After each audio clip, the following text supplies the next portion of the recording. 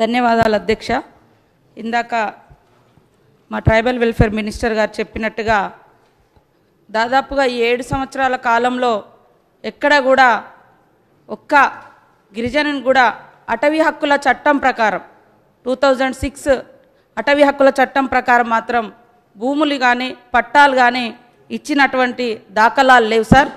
అదేవిధంగా గత ఉమ్మడి రాష్ట్రంలో ఇచ్చినాయి అవి లెక్క కాకుండా ఈ 7 సంవత్సరాల కాలంలో మరి ముఖ్యమంత్రి గారు 2014లో కానీ 18లో ఎలక్షన్స్లో కానీ తర్వాత అసెంబ్లీలో కానీ అంటే ఈ సమస్య మీద జరిగినంత డిబేట్ కానీ చర్చ కానీ ఇంకే సమస్య మీద వచ్చినట్టయితే నాకు తెలియదు సార్. కానీ ఎన్నిసార్లు మనం ఈ సమస్య చర్చిస్తూ ఉన్నాము, ఇప్పటికైనా ఈ సమస్యను పరిష్కరించండి. ముఖ్యంగా మరి ముఖ్యమంత్రి గారు ఇచ్చినటువంటి హామీ ఏదైతే ఉందో ఈ సమస్యకు పోడు భూముల సమస్యకు శాశ్వత పరిష్కార మార్గం చూపిస్తానని ఆ హామీని ఎప్పటిలోగా నిలబెట్టుకోగలుగుతారు, ఎప్పటిలోగా ఈ సమస్యను పరిష్కరిస్తారో వివరంగా చెప్పాల్సిందిగా కోరుతూ ఉన్నాను సార్. అదేవిధంగా ఫారెస్ట్ మరియు రెవెన్యూ ల్యాండ్స్కి సంబంధించి కూడా చాలా సమస్యలు ఫేస్ చేస్తూ ఉన్నారు. ఒక దిక్కేమో ఫారెస్ట్ రెవెన్యూ నుంచి పట్టాలు వచ్చినాయి, ఫారెస్ట్ వాళ్ళు వచ్చి ఇది మా భూమి అంటూ ఉన్నారు. మనం ఇచ్చినటువంటి పట్టాలనే వాళ్ళు రద్దు చేస్తూ ఉన్నారు, భూములను విధ్వంసం చేస్తూ ఉన్నారు, పంట నాశనం చేస్తూ ఉన్నారు.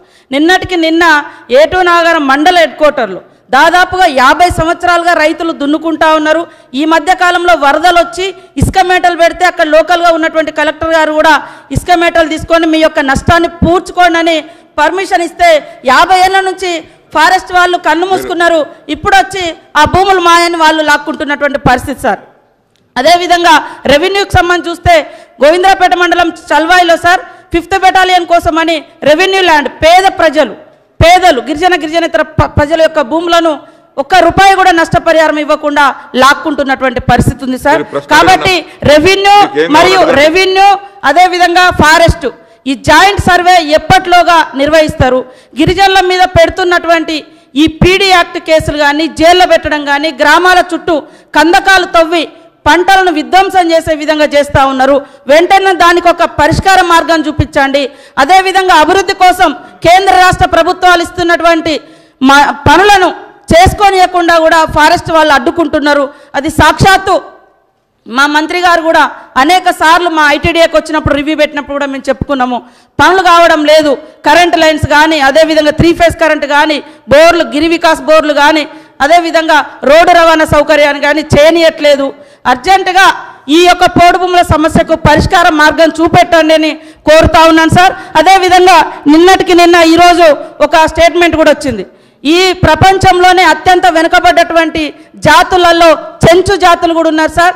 పాపం 3 రోజుల క్రితం నుంచి కూడా అడవులలో మంటలు ఎగిసిపడతా ఉన్నాయి. 3 చెంచు బిడ్డలు కూడా చనిపోయినట్టుగా మరి సమాచారం ఉంది.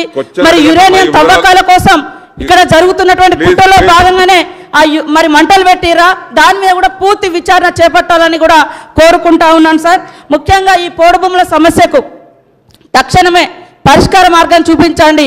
అప్పటిదాకా ట్రెంచులు కొట్టకుండా కనీసం భూములను లాక్కోకుండా పంటలను విధ్వంసం చేయకుండా ఫారెస్ట్ అధికారులకు గైడ్లైన్స్ ఇవ్వండి అని కూడా ఈ సందర్భంగా కోరుతా ఉన్నాను సార్. హాయ్ ఫ్రెండ్స్, మా టుడే టుమారో యూట్యూబ్ ఛానల్ చూస్తున్నందుకు చాలా థ్యాంక్స్. మరిన్ని లేటెస్ట్ వీడియోస్ కోసం వెంటనే సబ్స్క్రైబ్ చేయండి. అలాగే ఈ బెల్ ని కూడా రింగ్ చేసేయండి. మా నోటిఫికేషన్స్ అన్ని మీ మొబైల్లో వస్తాయి. అలాగే మా వీడియోస్ మీకు నచ్చితే లైక్ చేయండి, షేర్ చేయండి, నచ్చకపోతే కామెంట్ చేయండి.